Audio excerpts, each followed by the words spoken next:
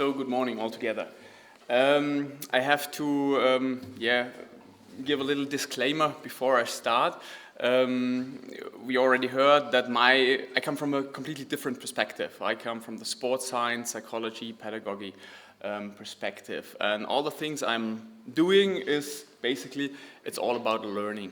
So this is in the main focus for me. I do this as practically as I was doing this as a police use of force coach, and I'm also training some high-profile athletes in different martial arts. So just that you know everything I'm saying, I'm coming from this perspective. So if it doesn't fit with your perspective, so please keep this in mind. Okay.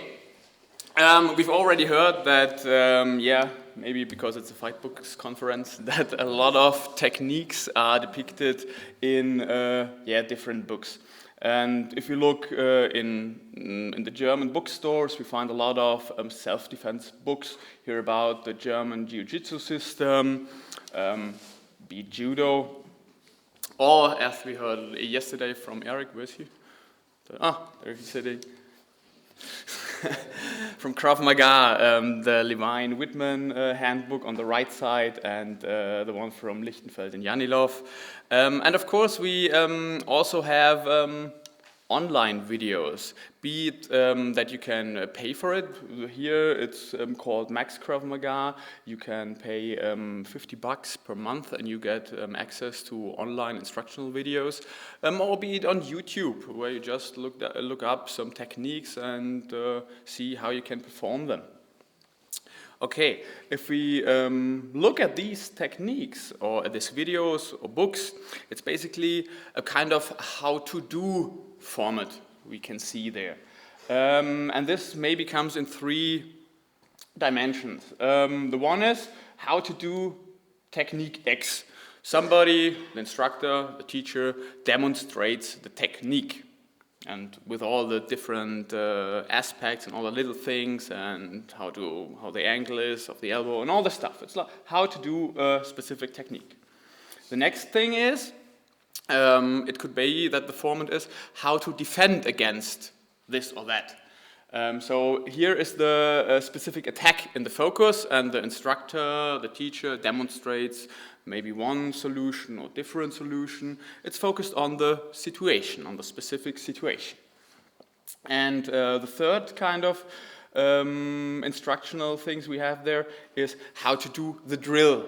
It's called the drill book. So it's like, maybe you know something about the 180 wrestling drills or judo drills or jiu-jitsu drills or whatever. It's like how to do a specific drill, basically a practice activity with a specific purpose. If we categorize these different formats, you see that these 2 are dealing with a criterion environment. Criterion environment we call the actual performance environment, where the skill is enacted, the self-defense situation in the real world. And the one with the practice activity, this is basically the learning environment, how to develop the skills in the kind of thing.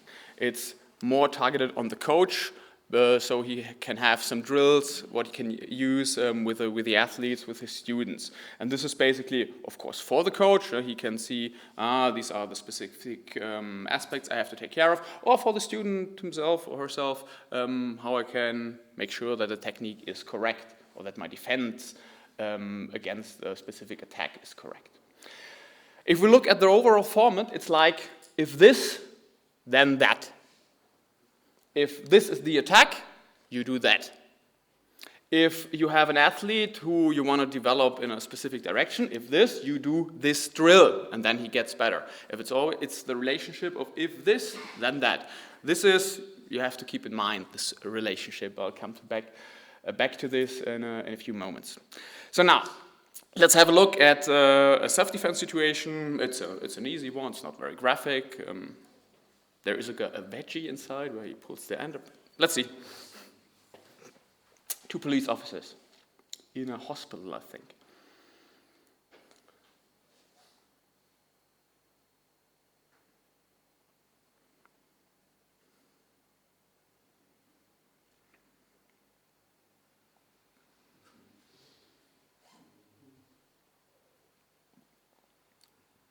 There goes the underwear. Now they're moving out of sight, but this was basically the kind of fighting situation we're looking at. And I'd like to ask you one thing. What do you think is the relationship between the beginning of the video and the last frame? Is it a linear one, or is it a complex one? I think it's a no-brainer. Of course, it's a very complex one. That's why the situation looks very chaotic, very dynamic, and you can't predict the outcome in the beginning. And it's very, very hard to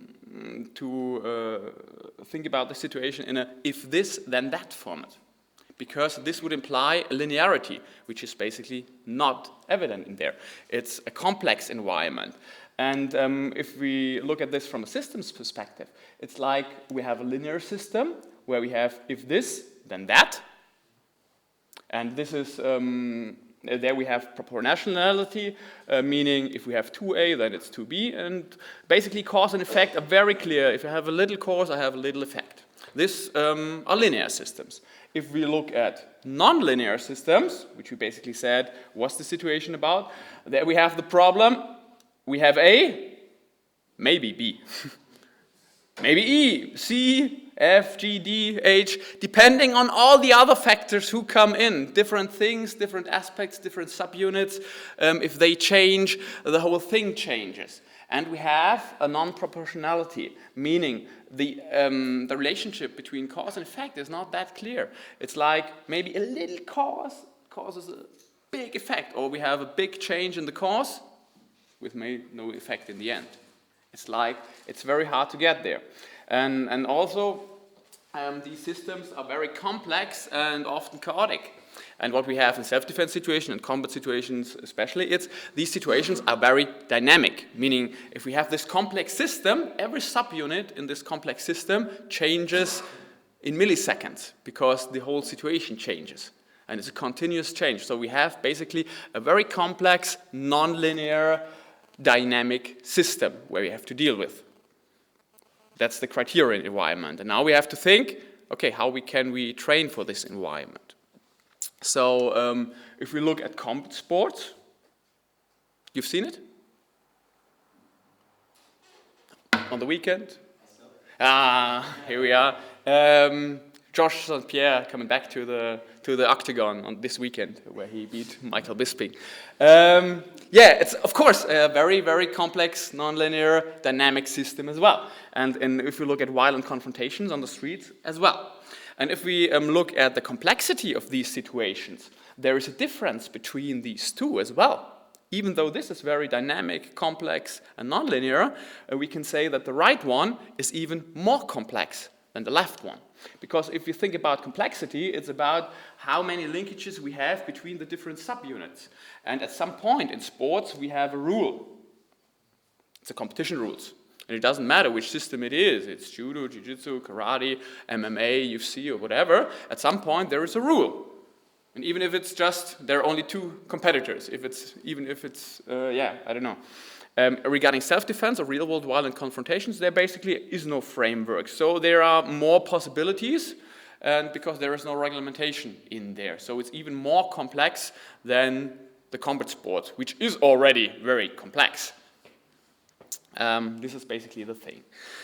So now, if we look at techniques in these systems, let's have a look at this. This is judo. In judo, the main purpose of your technique is to score ippon, to to throw the other guy on the tatami with his back flat. So this, what you see there, is seonage, a very common judo technique. What do you see in these 6 pictures? Is there something evident in there? They're all different. But it's all seonage. The technique basically is the same. Or what we call this technique. It's seonage. And what we here see, it's on a very high level. We see different adaptations, different variations of the same technique. And they're all very functional, because every one of these scored a point. So they fulfilled their purpose. So the technique fulfills the purpose. And that's why we see here, let's call it functional solutions in these kind of systems we just proposed. So if we have a complex nonlinear dynamic systems, variability, adaptability is the norm. So it's always that we see situations like this. And if we come from a more theoretical perspective, the nonlinear dynamical systems theory, we see that creativity emerges in such environments. Meaning we have nonlinearity as the basis, which we already assumed for our combat situations, for the self-defense, violent confrontations. In these systems, we have what is called multi-stability. This is basically that you can reach the same goal through different routes. This could be on a tactical level, what to do. I can approach it like this or like that. Remember football, you can have this tactic or another one and still score. And you can think about it on a very technical level. You can refine your technique accordingly, which we saw on the previous slide. You can adapt your technique according to the specific situation in that moment. And you have to adapt. This is what high-performance athletes where they differ from novices. So basically, you have different routes to the same goal. And the next level, basically, which emerges in there is creativity. Then new techniques, new tactics emerge in there. So they emerge in this kind of environment. And this is what we always see in such situations. We see techniques, tactics, which have not been practiced, done before, and yet they score, and yet they fulfill their functional purpose. That's what we have in there. And it's not a bad thing. Because if we are looking at self-defense, the problem is there, we have a lot of situations which have never been there. So what we think about our performance is they have to be creative to solve the situation. And I'm coming from the law enforcement perspective, okay?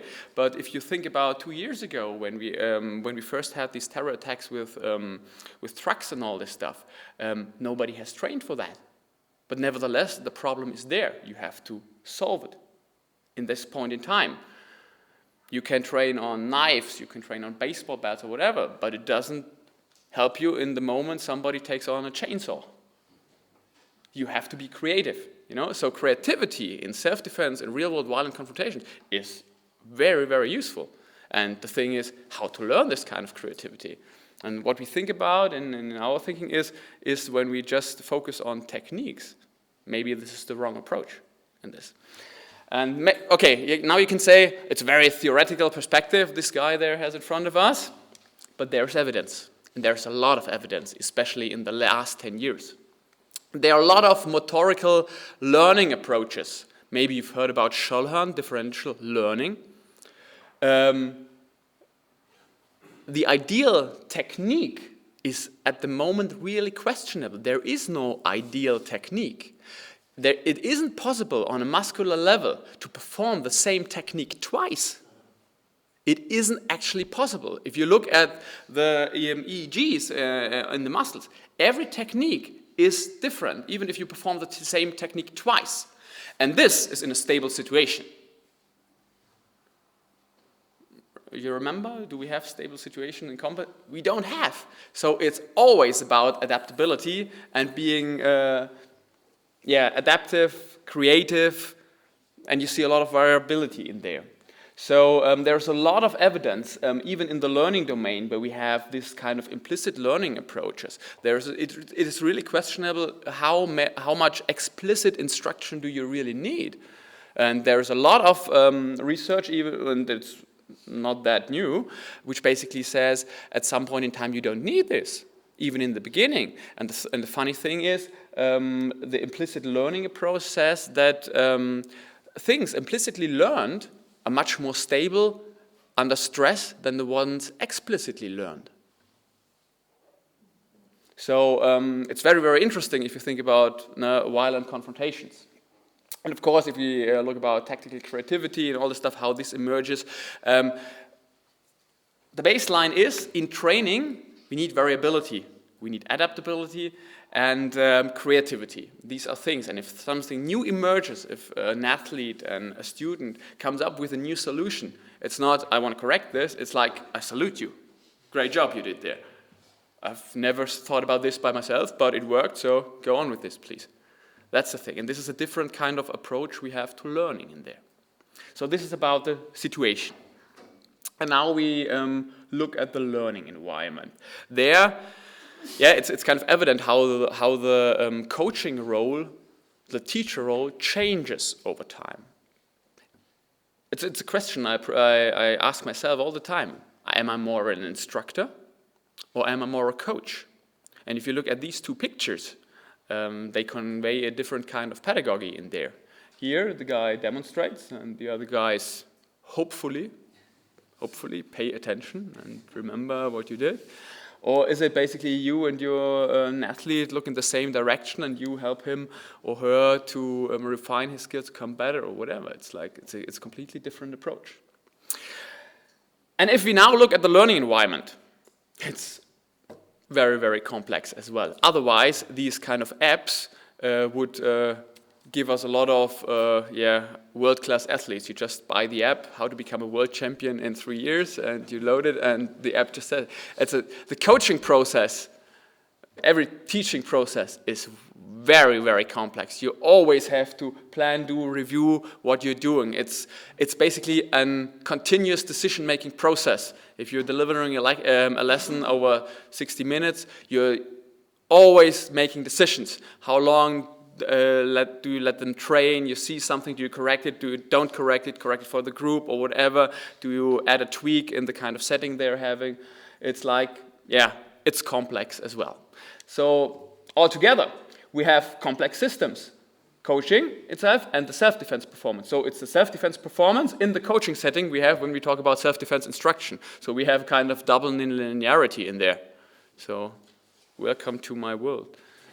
Yeah. It's like, it's messy, it's chaotic. That's what we're talking about. Okay, now I come to the kind of knowledges we have in there. And I have some examples on the bottom of this slide. So we can basically divide knowledge in declarative and procedural knowledge. The procedural knowledge is basically how to do things. You remember the format of the videos was how to do this or that, if this, then that. The problem is, this is more the cookbook approach. If you want to have this, do that. Works fine if you have a stable situation and nothing goes wrong. Regarding cooking, I'm definitely this guy. Definitely. But a lot of times things go wrong. I don't have the right ingredients. I put in too much or whatever. What happens? The meal, it doesn't work afterwards because I'm not able to adapt to the new situation, because I am not a chef. I don't have the knowledge, what we call declarative knowledge. Why? How do the different ingredients work together? What is the knowledge, the base knowledge behind? Why does this work and why not? The theoretical concepts behind it. And this is what basically makes a great chef. A great chef, you give him the ingredients, whatever you have, and say, do something with it, and he will make a perfect meal out of it. You give me, I'm like, what? Is there a book how to cook a meal with these ingredients? It doesn't work. It doesn't work. So basically, in order, procedural knowledge only works if you have stable situations. And you have declarative knowledge if you want to have that your skill transfer. And this is very, very important in combat sports and martial arts in general if you're thinking about functionality, meaning the skills should work. So you don't have to get all of these picture. The thing is, it's a kind of coaching schematic how coaches in this context, self-defense coaches work. So you have here the declarative knowledge, which you basically have to know. From this, you have your procedural knowledge, and there you see the output, like you organize your training, how you do the training, or how the performance is enacted. And in the end, yeah, you hopefully developed some skills with your athletes. And the thing is, if you look at these slide, you see that the book format, the how-to format, basically comes in here. But what is lacking is the pillar of the declarative knowledge. The books and the videos, like we see it with the how-to format, they don't convey knowledge in this kind of pillar, which we basically need if we want to navigate through this kind of complex, ever-changing, dynamical environments. And the same basically is true if we look for self-defense performance. Now it's a performance on the street. Of course, the procedural knowledge, this is what we see in the videos. We see a lot of techniques for different situations. If you have this, then that, and all this stuff. But if it's the situation differs a little bit, you don't know what to do because you're lacking the declarative knowledge underneath. And why I put this in kind of dots in here is you need to construct your own knowledge as well. It's what's called your fighting experience. It's what maybe we can call tacit knowledge. When you know now it's time to move my hip or whatever because he's attacking. It's not that you can explicitly say, okay, now I'm doing this or that. It's just you react and you don't know why.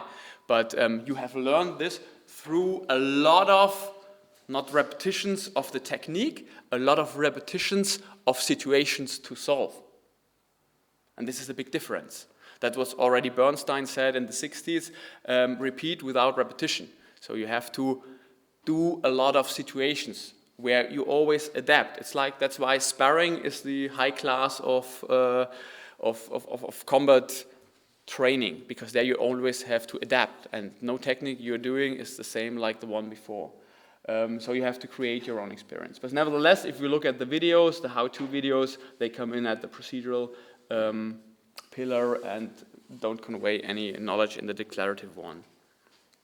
So in order to get better, that's what we argue since a few years, training should be representative. So you have to have a lot of drills where the student can train, act in this environment, and where he gets feedback through the environment and not feedback through the trainer, like this was wrong or this was right.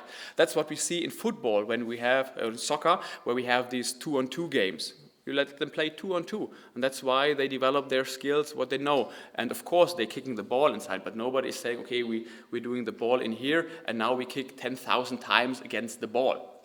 No, the technique is wrong. No, it's like play football with the ball, and you'll get the feeling about the ball. Okay, I come to the end. So if we have in these how-to videos, this kind of how-to videos and how-to books, these kind of different formats, the techniques, how to defend the situation, and the drills. Yeah, I already said we have the problem that this doesn't convey any declarative knowledge. And there we need a shift where more declarative knowledge is conveyed through videos and books and all this stuff. So really how-to videos, they don't help. And we have to acknowledge that we have a really complex character and a nonlinear one in self-defense performance and of course in coaching. And a really hard thing for us as martial artists to swallow is yeah, the thing that the ideal technique is really, really questionable. And this is very hard because I've also trained a lot about how to do the techniques right. But this is, yeah, a thing we have to keep in mind. And of course that we have to think about that skill is more than just the knowledge. You have to apply it and all this stuff. And nevertheless, there are some few videos which basically tell us these. Have a look at this one.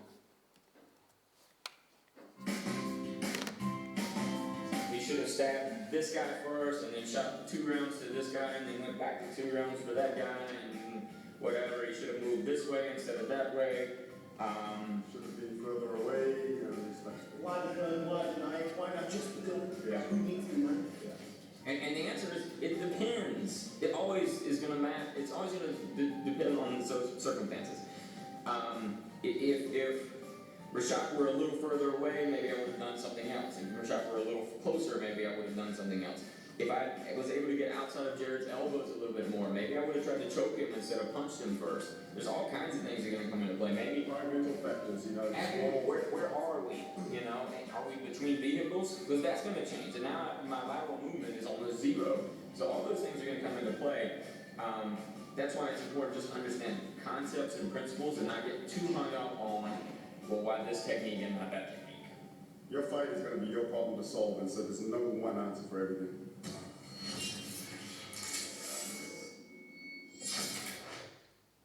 Yeah, I could have saved your time if I just showed you the video. Yeah, thank you very much.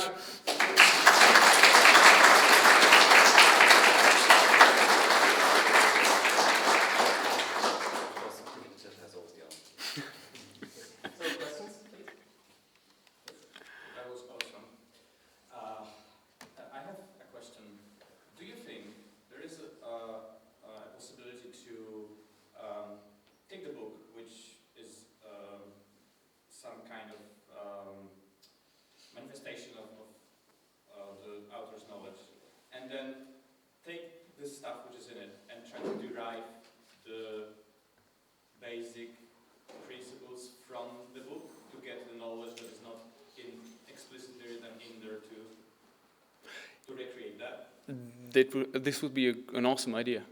Yeah, this was. Yeah, of course, this would be possible, but then we have to kind of go on the meta level. Well, of course. Yeah, great.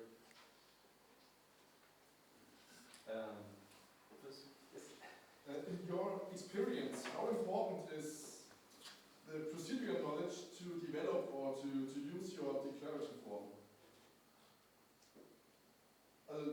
How important is the technique to use the to develop them? To develop a situation, to develop the competence to solve a situation. Yeah. Of course, the thing is, if you don't have any technique, whatever, you can't solve anything. But the thing is, how much explicit instruction for the technique do you need? If it's just like punch to the back and everything else will take care of it, maybe this is enough. But what we are seeing from the coaching perspective is a lot of explicit instruction about do this right or do that right. And in the end, if you look at the performance you see on the stage or in the real world, it's completely different than the one you see in the dojo or where you've trained. That's the thing. We have to learn immediately in the complex environment. Of course, you always can take a step backwards and say, okay, now focus just a little bit on the technique, but try to figure it out for yourself at some point. And of course, you can say, they're like the videos you see with the seonagi. There are a lot of different kind of seonagis. Please find yours. But be creative. It's like if I say as a coach, do it like this, like I said, or just if I say, try it for yourself. Try different kind of approaches and try what's working for you. And you see in the world-class athletes, there are many different kinds of these techniques. Please find yours. And this is a different perspective. And the other thing is, when we talk about creativity, which just came in the sports science things about, in this section about 3 years or something like this, if we narrow down your attention about to a specific technique, the thing is, you won't be creative to find another one. Because you try to solve the situation with the thing you've just learned, but you don't come up with anything else. We did a lot of experiments where we just subjected the athletes to the situation. So please solve it. You got some basic movement skills, let's go. And guess what? And in the end, it looked like techniques you already know. But they came because it is a functional solution to this. That's why I'm not a historian, but if I look at the books which are basically out there, it's like you see that the same techniques in different contexts, in different situations. Maybe it's just the outcome of working in a representative environment, and then they narrow it down to a functional solution. And maybe it looks a little bit like this. Because in the end, it's limited by biomechanics and all the stuff, which is basically the declarative side of it. And these are the specific variations, adaptations of specific kind of people. with different weight classes and all this stuff. If you look at judo, I'm a judo athlete as well, if you look at the different weight classes, you see how the techniques changes from the different weight classes, because the situation, the environment is different, so they have to adapt. It's like there is no, this is the technique for everybody. It's like we as coaches, we have to encourage creativity, and we have to encourage the athletes to try themselves. One last question?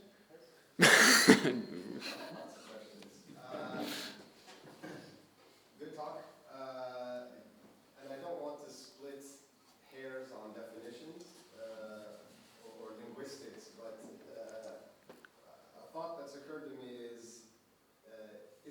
any kind of combat situation linear? No, of course not. But the purpose of techniques is to train 1,000 different techniques. Lots of them are similar, but to create, I would say, micro-linearities within what's otherwise an unknown context. So a fight breaks out, and the difference between a trained and untrained person in whatever combat or competition is that you can create a linearity. This movement they're doing looks familiar enough, so then you can almost mechanically do one of the 1,000 things in your repertoire. And so I'm not sure if that's similar to what you're saying or exactly what you're saying, just with different terminology. But rather than crazy loops all over the place, more like jagged lines, kind of interconnected short bursts of linearity, if that makes sense. From a pedagogical point of view, you would say it's not the microlinearity, which is basically would be the solution. It's just you have to reduce the complexity, but nevertheless you have to have the complexity intact. That's the thing. You can't reduce it to if this then that, because then you get a linearity which you basically don't have. It's just it reduces the options. It's like this is what you have to do if you wanna have transferable skills. If you don't want to have transferable skills, if you want to just, if form is the function, then it's basically fine.